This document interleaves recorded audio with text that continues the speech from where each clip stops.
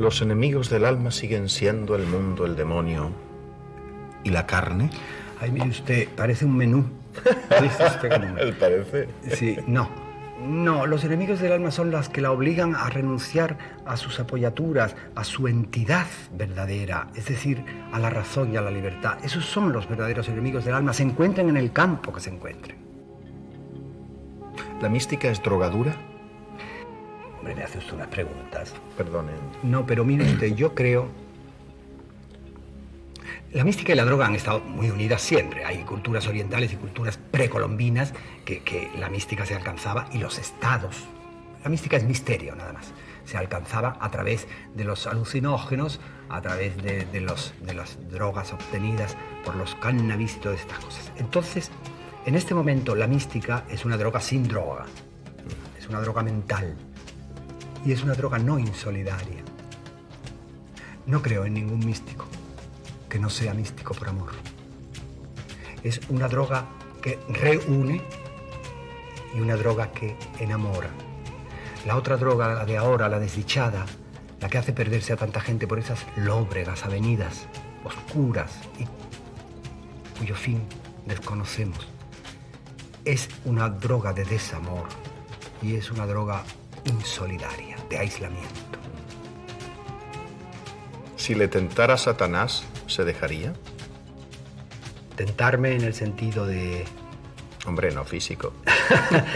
Pues mire usted, si tentó a Jesucristo, que era alguien tan por encima de mí, ¿por qué no me iba a dejar tentar?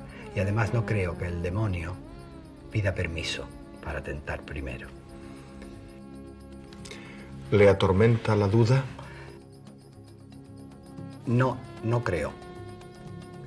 La duda me enriquece, me serena y me ayuda a no juzgar.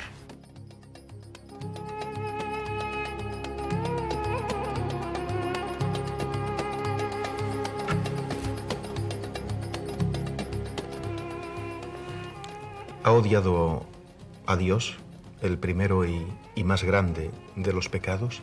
Creo que no solo no he odiado a Dios, al que he amado profundamente, esencialmente, sino a ninguna, ni la más pequeña ni la más malvada de sus criaturas. ¿Cómo es su Dios? Mi Dios es esencialmente la vida.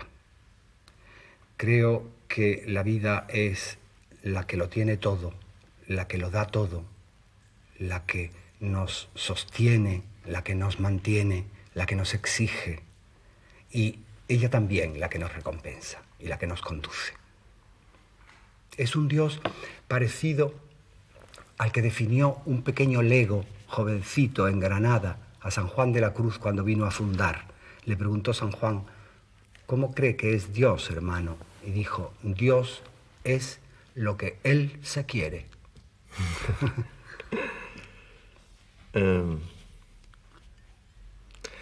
¿Amar a Dios significa amar a todos los hombres? Creo que eso es esencial. Por eso digo que mi Dios es un poco la vida.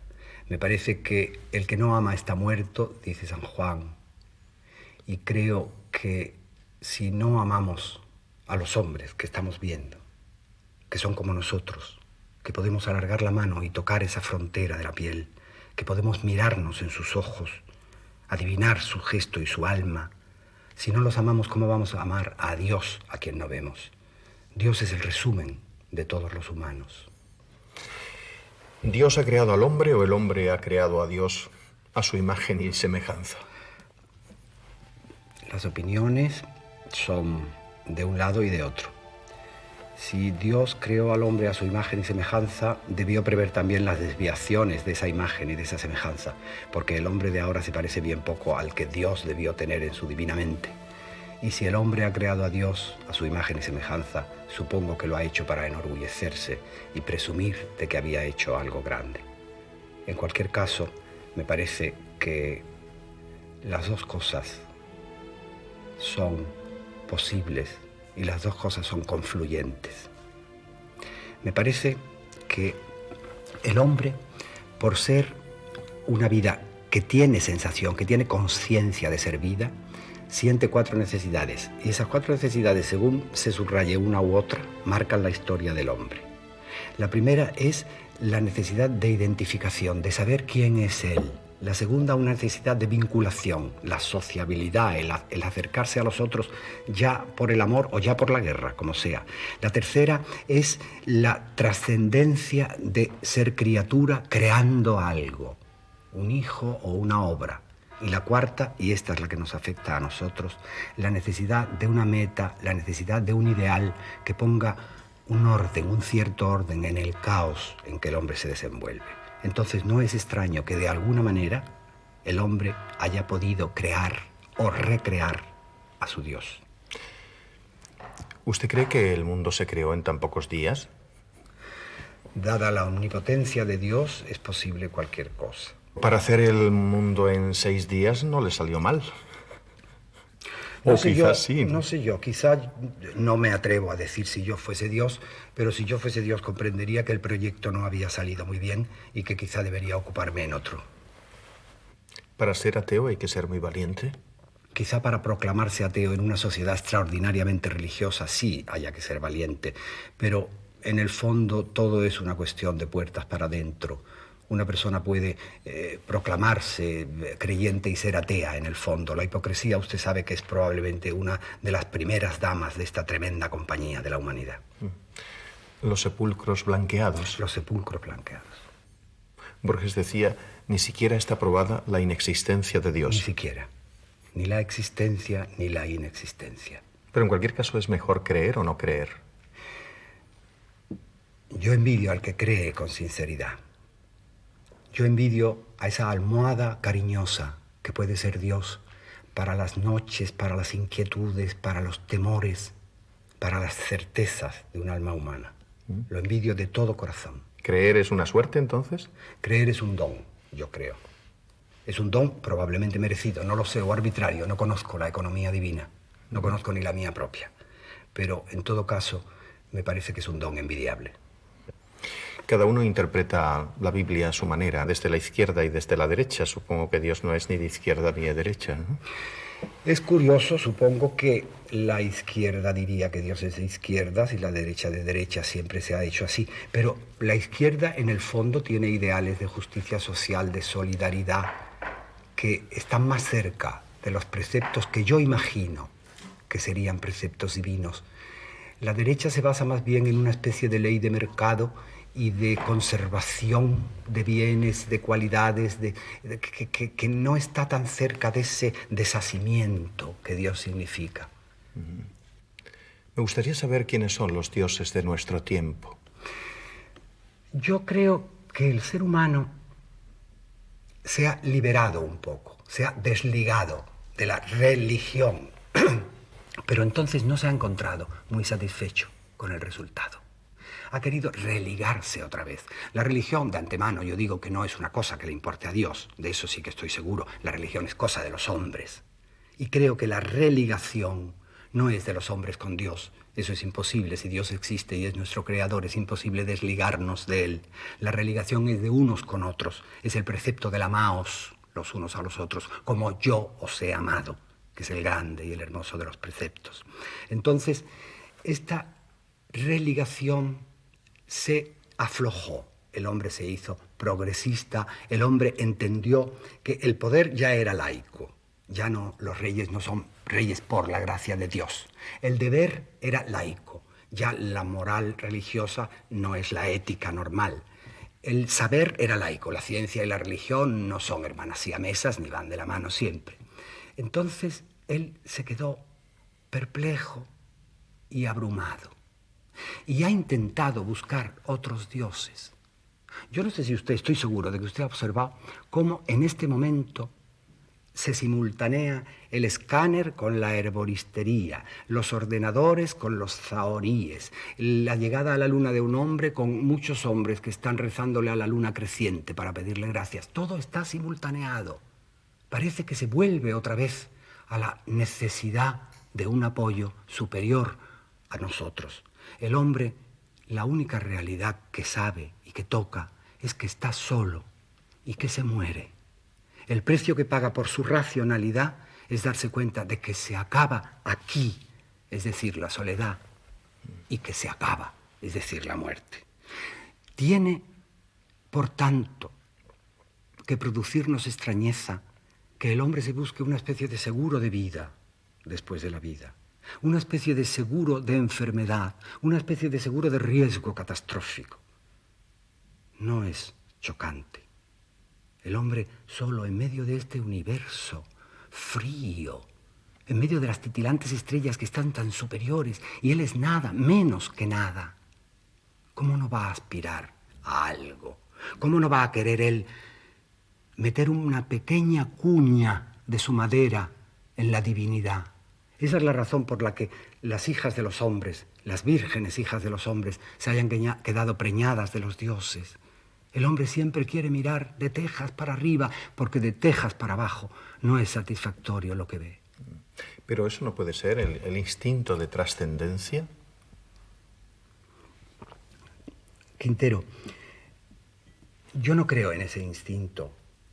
En efecto, hay dentro de nosotros algo que nos mueve a más, pero es que es algo que lógicamente no dejamos nosotros volar. Es la razón.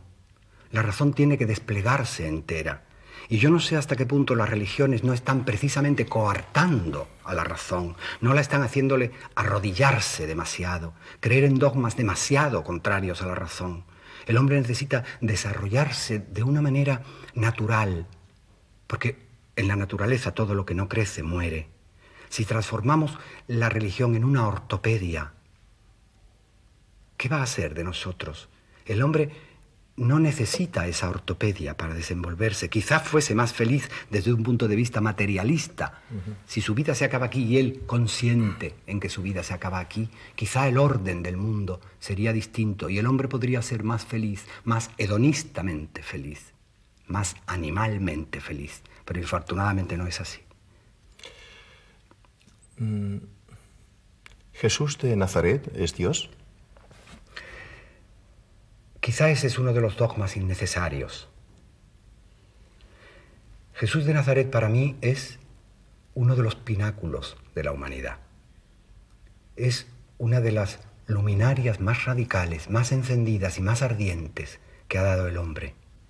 Pero no estoy seguro de que sea necesario que sea hijo de Dios. Él dijo hijo del hombre.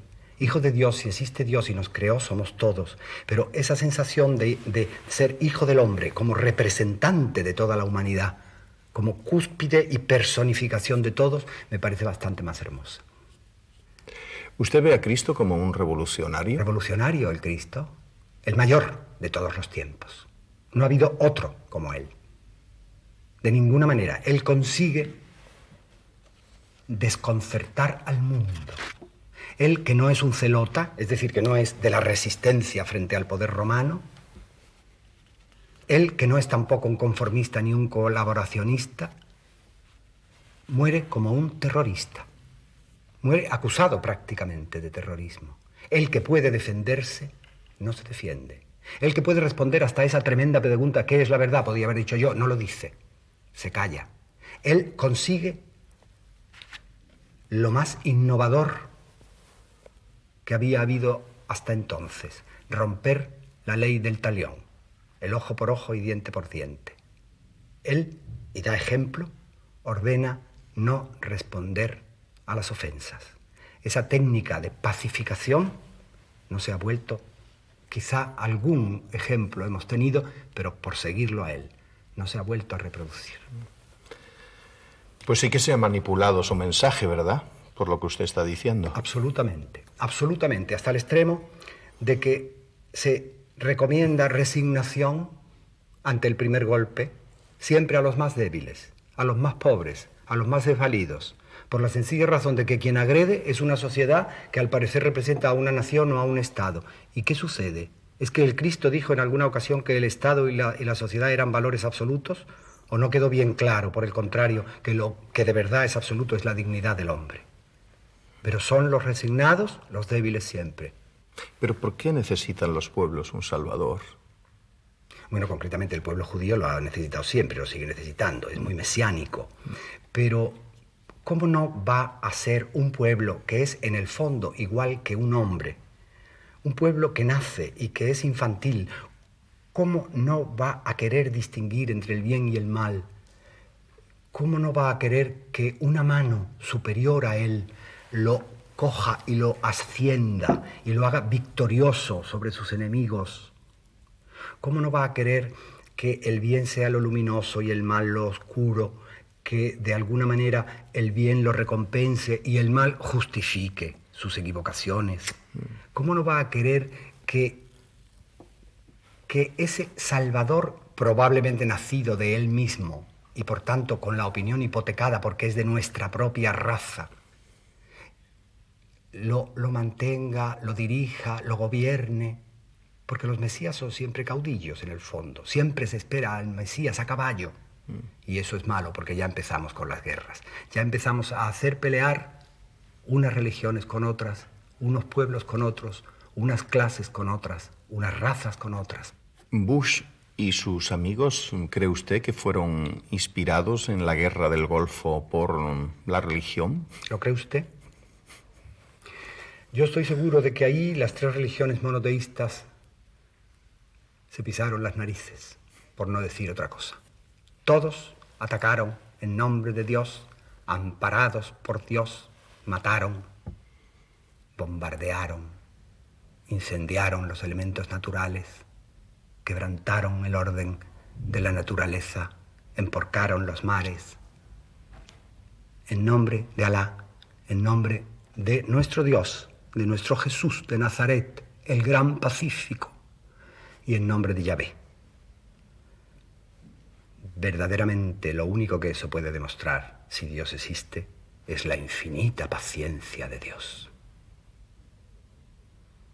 ¿A usted no le parece que los dos grandes acontecimientos de este siglo ha sido la caída del cristianismo y del comunismo? ¿Y que nos hemos quedado sin muletas? Yo no estoy seguro de que hubiese una persona que se apoyase en el cristianismo y en el comunismo porque oficialmente se llevaban muy mal y sin embargo brotaban del mismo tronco. Brotaban de ese desvalimiento del ser humano que quiere abrazarse con los otros seres humanos para construir entre todos un mundo mejor. Las dos han caído por la misma causa. Las dos han caído porque la concreción de esa idea se ha hecho mal, porque el hombre ha intervenido en los grandes ideales, porque los ha metido en casa, los ha empequeñecido, los ha doblegado, los ha manipulado. Pero creo que el cristianismo no ha dicho, por supuesto, su última palabra y que el comunismo tampoco lo ha dicho. Entonces, ¿qué le falta a la Iglesia o qué le sobra para ser verdaderamente evangélica? Bueno, le falta quizá humildad, le falta aceptar, le falta desprenderse, desnudarse, echarse a los caminos como su fundador, si es que el fundador quiso fundar una iglesia semejante. Le sobra prepotencia, le sobra esa sensación de estar en la posesión exclusiva de la verdad, de acusar a los demás de fanatismo cuando no creen en ella, de romper el diálogo porque lo que quiere es mantener un monólogo, de romper, o cuando le rompen el monopolio del poder que ella ha tenido, acusar de monopolistas a los demás. Le falta Cristo, si me permite usted decírselo. Es decir, los países tradicionalmente católicos como España no suelen ser demasiado cristianos. ¿Se puede seguir predicando resignación a los que sufren las injusticias?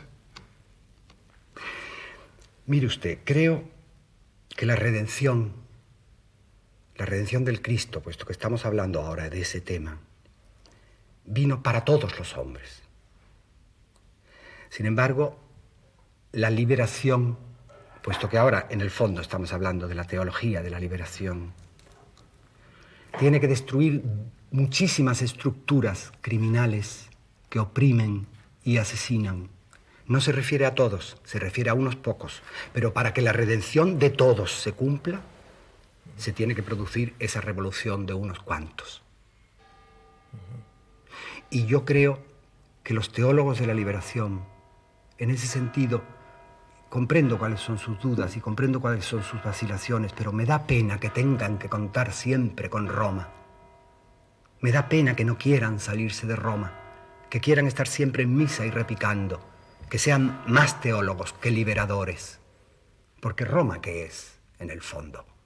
La gran putana de las religiones, no nos engañemos, es un revoltijo, siempre ha estado cambiando de dioses.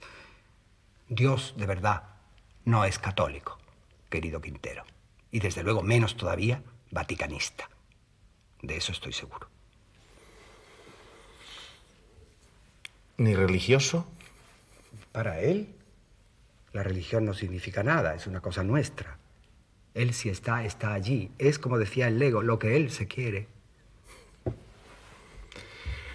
Supongo que lujo e iglesia son incompatibles. Sí, eso es un tópico, pero hay que repetirlo una vez más.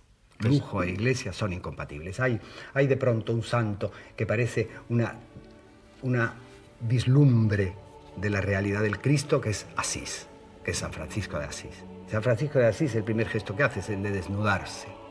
Y le cuesta muchísimo trabajo a la iglesia hacer la digestión de San Francisco. Mucho trabajo. Era un gran heterodoxo para ella, porque trastornaba el orden, porque trastornaba lo estatuido, porque les estaba reprochando sin palabras sus riquezas, sus formas de vida, sus vestimentas y sus actitudes. Pero, como sucede siempre, como lo sucedió al mismo Cristo, vino enseguida Fray Elías, el administrador. El administrador dijo, pero este señor es muy bueno, naturalmente, que se vaya a dialogar con los ángeles al monte Auvernia, vamos a dejarlo solo, vamos a respetar su soledad y su misticismo, que verdaderamente le estigmaticen los pies, las manos, el costado, su diálogo con Dios es imperturbable. Pero vamos a organizar esto porque esto no tiene ni pies ni cabeza. Y lo organizó. Siempre hay un Fray Elías, Quintero. En todas las religiones hay un Fray Elías. Supongo que tampoco le gusta la excesiva vinculación de la Iglesia con los poderes de este mundo, ¿no? Mire usted, hay dos documentos que siempre me han resultado estremecedores, muy recientes, muy recientes. Uno, la carta que le escribe en un momento determinado Truman, el de la bomba atómica, a Pío XII. Es tan extraordinariamente violenta. Lo acusa de haber pactado, siendo el hombre que más conocía al Reich, porque había estado de nuncio allí, haber pactado y firmado con Hitler. Y le dice Jefferson, al que todos en América veneramos, no es que los americanos tengan siempre razón, pero sí en este caso, Jefferson dijo que un pueblo manejado por sus sacerdotes nunca podrá tener un gobierno laico libre, de modo que dejémoslo estar. Y hay otro documento expedido por una pastoral del episcopado portugués. Después de la Revolución de los Claveles, el episcopado se calla como un muerto y está 3 meses callado a ver qué va a pasar. Y una vez que aquello toma cuerpo, emana ese documento, en que por supuesto se arrepiente de todo lo que ha hecho, con las excusas habituales, la Iglesia es de Dios, pero está en manos de los hombres, etc. Y dice algo que te quedas de piedra. Dice, todo espíritu democrático tiene que proceder necesariamente del espíritu evangélico. Y no solo proceder, sino ser mantenido por él. Es decir, se apuntaban a lo que acababa de llegar de nuevo. La Iglesia ha tenido cierta debilidad por el poder. ¿Usted ha topado muchas veces con la Iglesia? De lo que venimos hablando, usted deducirá que sí. Pues tiene usted razón si lo deduce. ¿Y cómo ha sido su proceso? Porque usted fue cristiano. Sí, claro. Sí, por supuesto. ¿Cuál ha sido su experiencia personal? ¿Cómo se ha ido alejando? Yo creo que quizá no he dejado de ser cristiano. No cristiano porque pertenezca a una cultura o a un área geográfica en que el cristianismo sea la razón y la religión y lo lleve en la masa de la sangre, porque la fe también como que se hereda, como que se respira. No, sino por pura deducción, por racionalidad y libertad. Creo que soy cristiano. Lo que creo es que no soy católico. Si usted se refiere a mi estancia en el convento, todo eso, toda esa serenidad, todo ese silencio, toda esa soledad, me fue útil. Yo me separé por otra cosa de la Iglesia de Roma. No tuvo nada que ver en mi experiencia religiosa. ¿Puedo saber por qué? Sí, es un poco duro para mí decirlo, pero lo diré. Por la Eucaristía. La presencia real de Dios en la Eucaristía me echó para atrás. ¿Puede ocurrir que usted vuelva al convento? No, no creo. No creo. Creo que yo he encontrado fuera, extramuros, digamos, la paz. Una paz laica. Una paz tolerante, comprensiva. Y me parece que sin duda alguna, lo poco que tengo que hacer en este mundo, tengo que hacerlo en este mundo, no en otro distinto.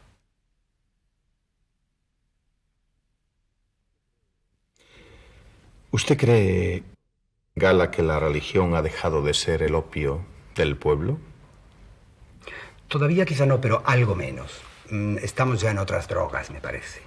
Creo sinceramente que la religión se ha hecho mucho más interior, que la gente ha empezado a desconfiar de estos mítines sagrados, que la gente no quiere a esos dioses que son utilizados como cañones, como armas arrojadizas, como patentes de la verdad. Me parece que la gente ha empezado a encontrarse con su propio Dios, a su manera, a su medida. Yo estoy seguro de que no puede condenarse nadie que actúe con buena voluntad. Y ese es el mensaje de la Navidad: paz en la tierra a los hombres de buena voluntad. ¿Qué sino eso? ¿Qué programa hay que mejore eso? ¿Cree en el demonio? Pues mire usted, no. Hablando así un poco deprisa. No creo en el demonio porque me parece que es una criatura que sirve como una especie de cubo de la basura para exculparnos. Todo lo malo que nos pasa por cuenta del demonio, las tentaciones son del demonio. La verdad, nosotros tenemos dentro la luz y la sombra. No necesitamos al demonio para destrozar el mundo, lo destrozamos nosotros solitos. Todos los asesinos, los guerreros, los beligerantes, los matadores de la humanidad, decimos, son posesos. ¿Qué van a ser posesos? Son gente mala. Y basta. No hace falta echar mano del demonio. Lo que sucede es que el hombre está tan inseguro que con tal de tener otra vida, naturalmente que vayan los demás al infierno, pero en fin, y que haya infierno allí, pero que sigan vivos. Eso es tremendo. Necesitar el apoyo hasta de la oscuridad, el bien y el mal, de ese Herodes a ese Pilatos. Vamos, como por nuestro propio Vía Crucis. No creo en el demonio. ¿Tampoco cree en el juicio final? Pues mire usted, yo que duermo tan mal, si he cogido ya el sueño, que no me despierten, chico. No creo en eso. ¿Cómo va? ¿Cómo va a esperar esta cosa? El Valle de Josafat. En el Valle de Josafat no caben más que 3.000 personas. Es como las crónicas de los árabes que decían los cristianos que en el Valle de Covadonga asesinaron, mataron, vencieron a 300.000 moros. No caben ni 1.500. Pero ya usted sabe, esa obsesión del que cuenta, esa obsesión del cronista, de exagerar. ¿Qué fue antes, la superstición o la religión? Bueno, parece que nacieron casi al mismo tiempo. La palabra superstición es curioso y conviene decirlo enseguida. Viene de superstare, que quiere decir sobrevivir. Es decir, superstición es supervivencia. Y la religión, antes decía yo que era como una especie de seguro de vida, busca lo mismo. Busca una apoyatura a los temblores del mundo, a los azares aciagos, a los eventos casuales, incontrolados por el hombre. El hombre busca seguir vivo y seguir lo mejor posible y se apoya en donde puede y se agarra a un clavo ardiendo si es necesario. De ahí la superstición. Claro, y de ahí la religión. Vamos, la religión establecida, no hablo del Dios en el corazón, no hablo de la religión dentro de cada uno, hablo de la religión como organización espectacular, digamos. ¿Es aconsejable y prudente respetar las supersticiones? Es imprescindible, querido Quintero. Sé que usted tiene muy mala uva y le he visto en la cara retratado lo que me va a preguntar después.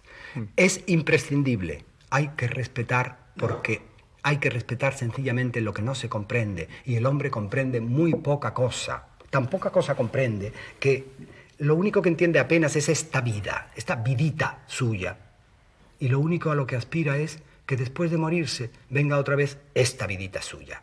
No quiere pasar después de morirse a la gran vida, a la vida universal, callada, serena, sin el yo encima. Él quiere seguir diciendo yo.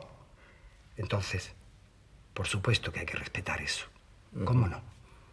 Pero eso es una cosa de pueblos ancestrales, de los pueblos menos civilizados, cierro comillas.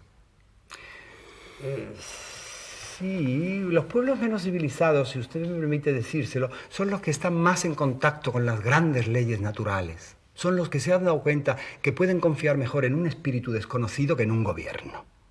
Y en eso les doy toda la razón.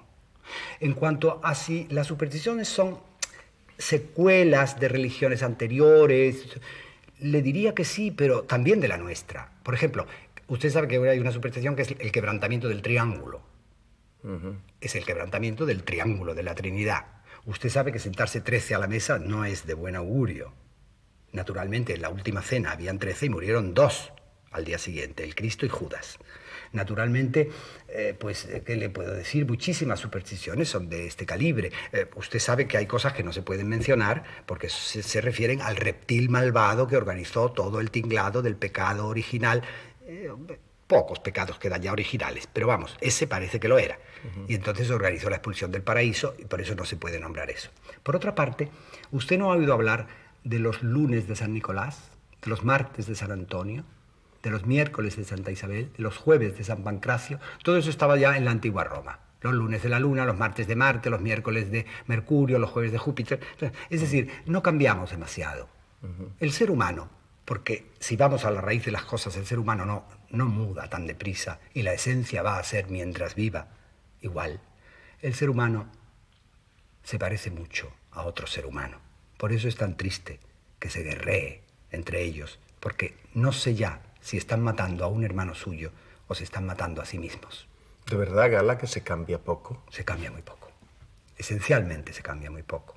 Han pasado miles de años y el hombre tiene las mismas aspiraciones, los mismos miedos. Hace un poquito decíamos, si el hombre ahora, entre el progreso, puede sentirse verdaderamente más liberado, ¿por qué busca de nuevo ese extraño burladero que es el mundo de lo religioso? Se han acabado las brujas. A usted y a mí, que en el medievo nos hubiesen quemado por hacer esas cosas de la televisión. Por decir lo que usted está diciendo. No, bueno, eso por supuesto, pero sobre todo dicho por la televisión. Perdóneme usted. A usted en todo caso lo hubieran quemado.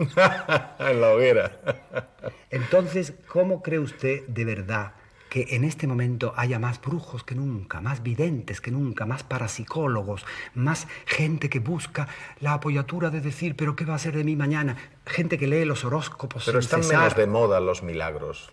Hombre, los milagros están de moda, lo que pasa es que no pasan. Hombre, he leído hace poco que se había acabado el agua en Lourdes, usted ya me contará. Fíjese usted, llamamos superstición a los demás, no llamamos superstición que vaya gente desde todas partes del mundo a meterse en una piscina y a creer que se ha curado. Eso no es una superstición. Siempre llamamos superstición a las devociones de los demás. A las nuestras las llamamos naturalmente por grandes nombres. Tal vez la pregunta que usted esperaba Sí. era que cómo es posible que un hombre tan inteligente y documentado como usted creyera en los gafes. Pero es que eso es una evidencia. ¿Hay gafes? No me diga usted ahora que se hace de nuevas para sorprender a nuestros amigos Semejantes. Pero naturalmente hay gente que tiene un poco mala suerte. No lo digo en broma, pero por ejemplo, hay gente que es cisne, sabe usted que es lo contrario de gafe. Hay gente que tiene buena suerte. Y hay gente que infortunadamente ha llevado la cruz a cuestas del gafismo hasta su muerte. Hay extrañas influencias, hay extrañas vibraciones, como se dice ahora. ¿Qué sabemos nosotros de eso? El ser humano maneja la 9ª parte de su corteza o de su cerebro. La 9ª parte. Si alguien maneja un poco menos o un poco más, ya es un ser distinto. Con eso no tiene nada que ver la inteligencia. Usted me decía, hay gente inteligente que es religiosa, y yo le he dicho sí, y también hay gente inteligente que es supersticiosa. Mi padre era una de las personas más lúcidas que yo haya conocido jamás. Jamás.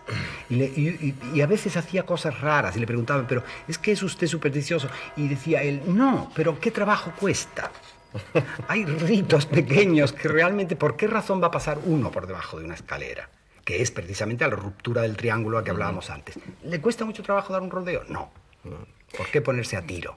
Pero me cuesta creer que aparezca aquí un gafe y se caigan las cámaras. Bueno, de momento no se ha caído ninguna y no sea usted insistente. Los andaluces suelen ser muy supersticiosos, ¿no? Pero las culturas viejas lo son siempre. Las culturas viejas que han tenido una y otra religión y han aprendido a desconfiar un poco de todas, se vuelven siempre a ese concepto primitivo de lo que ayuda o de lo que hostiga. Eso es absolutamente lógico. Toda España es así. Toda España es de alguna manera sufridora de esto. Quizá Andalucía por su clima y porque ha tenido más culturas. Incluso yo no sé si decir más cultura que las otras. Es natural que esté subrayado en ellos. El mundo es demasiado hostil. Fíjese usted, llega un momento en que la realidad española es tan crispada y tan enemiga que todos huyen de la realidad. Hay unos que huyen por arriba y se produce la mística. Hay otros que huyen por abajo y se produce la picaresca. Esos dos grandes fenómenos espléndidos que aportó España casi del todo al mundo. ¿El místico es un hombre que está colgado o es un hombre con los pies en la tierra? A mí me parece que el místico no está colgado, sino cuando lo cuelgan. Quiero decir, él levita, pero cuando no tiene más remedio. A nuestros místicos esenciales, como San Juan o como Santa Teresa, les daba bastante vergüenza levitar. Ellos consideraban que era una verdadera debilidad que no podían mostrar en público. Y San Juan de la Cruz habla de ciertos torpes movimientos que se producían en esos éxtasis. Probablemente eran erecciones, si me permite decirlo, porque el repertorio de los gestos humanos es extraordinariamente limitado. Usted ve una fotografía fija de una madre que tiene a su hijo muerto en brazos y que tiene la cara levantada al cielo, y a usted le parece, si ve solo esa cara, que está lanzando una carcajada. El ser humano es muy pobre. Por eso es por lo que es religioso, por eso aspira a subir de este universo hermoso, utilizarlo como peldaño para llegar al espíritu del universo. Cada día me caen mejor los contemplativos. Sí, no me extraña, pero usted de momento tendría que hacer un gran esfuerzo, quizá, ¿eh? Para contemplar. Para contemplar, sí. Bueno, le contempla usted. Bueno, pero eso no quiere decir nada. De mí no va a pasar usted a ninguna parte. Antonio, ¿qué contempla un contemplativo? Usted ha observado que los conventos de contemplativos están siempre en unos sitios especialmente hermosos, en hermosos paisajes. Pues esa es la sabiduría de ellos, levantarse de la hermosura de este mundo a la hermosura del Creador, a la hermosura del universo, subir por los peldaños de esa extraña escala de Jacob, ayudados probablemente por los espíritus benéficos que llamamos ángeles, y llegar hasta ese regazo misterioso del mundo que es el regazo de Dios. Por cierto, cuando mira al cielo, ¿qué ve? En realidad yo miro sobre todo al cielo de noche. Y verdaderamente, si se mira con detención y si se mira expuesto a él, se oye la música serena. Se oye la música de las esferas y uno comprende que es el mejor ejercicio de humildad que puede hacer. No es ponerse de rodillas o besar el suelo en los aeropuertos. No es esa la humildad. La humildad es mirar hacia arriba y decir: cientos de millones de años luz hay de aquel punto que brilla a mí. Y todavía yo creo que Dios me puede condenar al infierno eterno. A una hormiga usted la asesina por ira, en todo caso, porque le moleste. Pero Dios no siente ira. No puede ser así. Dicen, la ofensa se mide por la grandeza del ofendido. No, la ofensa se mide por el tamaño del ofensor, y en nuestro caso es tan absolutamente mínimo. Yo creo en ese Dios de amor que nos va a absorber cuando muramos, dejando ya los pronombres aquí, como deja una crisálida de gusano de seda el capullo que ya no le sirve para más. En eso creo y en eso espero. Usted le reza a la luna, lo he visto yo. Yo le he visto hacer a usted cosas que no digo. Perdón. No, sí, le rezo es una antigua oración india. La luna creciente es. ¿Sabe usted por qué es? Me confieso, si quiere, porque no tengo el menor inconveniente. Yo le temo a la luna. Al sol no. Si yo fuese idólatra, probablemente sería adorador del sol, sería heliólatra, pero a la luna le temo. Tiene esa extraña palidez, esa extraña seguridad, esa luz reflejada que no es suya. Y eso me da un poco de pena. Entonces le pido muchas cosas para que se contente con no concedérmelas y no me haga otro daño. Uh-huh. Bueno, puede que le pida a la luna porque usted sea lunático, ¿no? No, siempre se ha dicho, la luna que le pido, la luna que me da. Pues me han regalado el catecismo del padre Ripalda. Sí, no me extraña porque buena falta le hace a usted. Está muy bien esta figurita. Es muy devota. Y pensar que de toda la doctrina del Cristo, de ese sermón de la montaña imperativo, se ha transformado en pequeños librillos, vademecum, devocionarios que se llevan en el bolsillo, melosos e inservibles. Esa exigencia que nunca se ha puesto más en vigor. Es terrible eso. Y el que no puede, ¿qué hará? Procurarlo como pueda, cuanto en sí fuere. ¿Quién cumple el 8º mandamiento? El que no juzga males ajenos ligeramente, ni los dice ni los oye, sin fines buenos. Son cosas así, bueno, para andar por casa. Pero a Dios no se lo puede uno meter en el bolsillo, amigo mío, porque explota dentro. Dios es más grande que nuestro corazón. ¿Llegaremos algún día a localizar el alma? Para mí, el alma y el cuerpo forman una unidad inseparable y mueren al mismo tiempo. En las cortezas cerebrales están localizados ya los centros que producen la emoción, el amor, la simpatía, la depresión. Y probablemente eso es la vía para descubrir físicamente la sede del alma. El alma no sabemos lo que es el principio vital del cuerpo, pero no lo sabemos. No sabemos dónde reside. Hubo unas teorías que decían que residía en un sitio poco honesto y que no me atrevo de ninguna manera a repetir aquí, pero probablemente está donde están esas endorfinas promovidas por las neuronas cerebrales. Y a mí no me parece nada mal. No me rasgo las vestiduras. No creo que soy un materialista por pensar así. Me parece que el hombre se apoya en la materia con comodidad. Ojalá se apoyase en el espíritu con la misma comodidad que en la materia. Uh-huh. En este mundo, ¿quién es el Sanedrín? El Sanedrín es aquellas instituciones que de verdad se creen en la posesión de la verdad, que de verdad consideran que se le ha encomendado el gobierno del mundo y de los hombres, consideran que en sus manos está la salvación eterna de los hombres y actúan en consecuencia. De todo corazón deseo que esos sanedrines tengan como poco buena voluntad. Porque ¿Quién es? No, sí, porque si no, perdón. Porque si no, se les ha caído el pelo. Yo creo que los únicos que verdaderamente se condenarían son los condenadores. ¿Quiénes los Judas?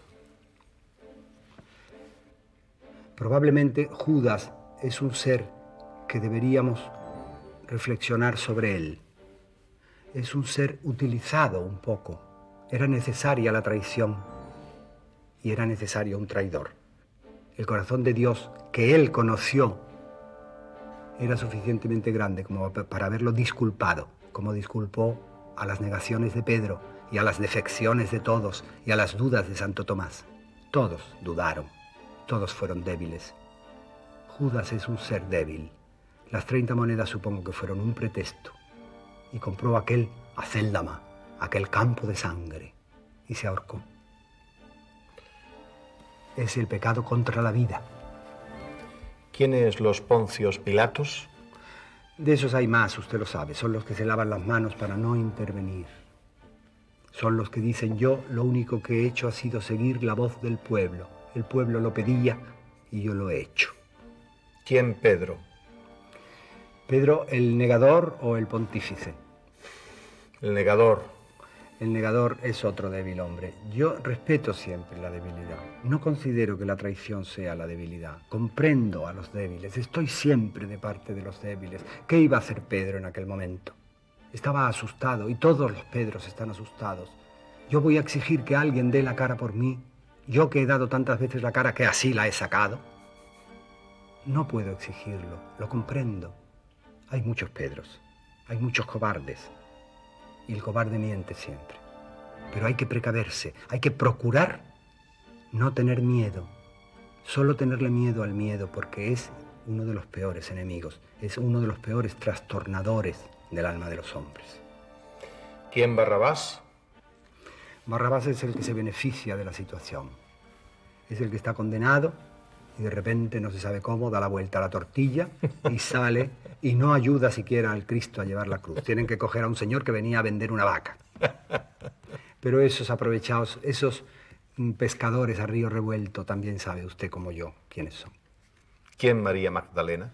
María Magdalena es uno de los más hermosos ejemplos.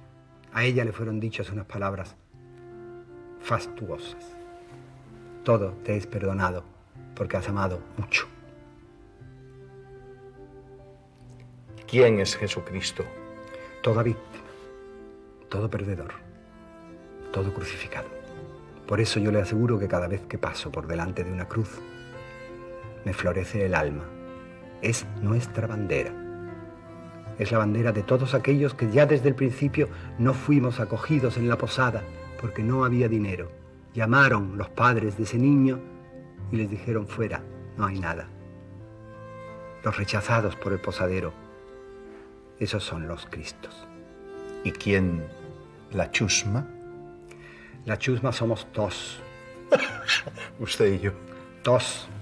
La chusma somos tos. Porque de la chusma, Quintero, sale todo. Sale el Cristo, sale la Magdalena, sale Pilatos, sale Pedro, sale Judas. A mí me gusta ver las representaciones de la Semana Santa en estos pueblos andaluces, en que el herrero hace de Cristo y ya tiene 70 y tantos años y sale con un dodotis tremendo, espantoso, y sale la niña de la Paula y salen todos, y cambian los papeles cada año y está bien, porque de la chusma sale la luz y la chusma es la gran sufridora y la gran triunfadora. Yo estoy seguro. Volvamos a la chusma. Vámonos con ella, porque de ella somos.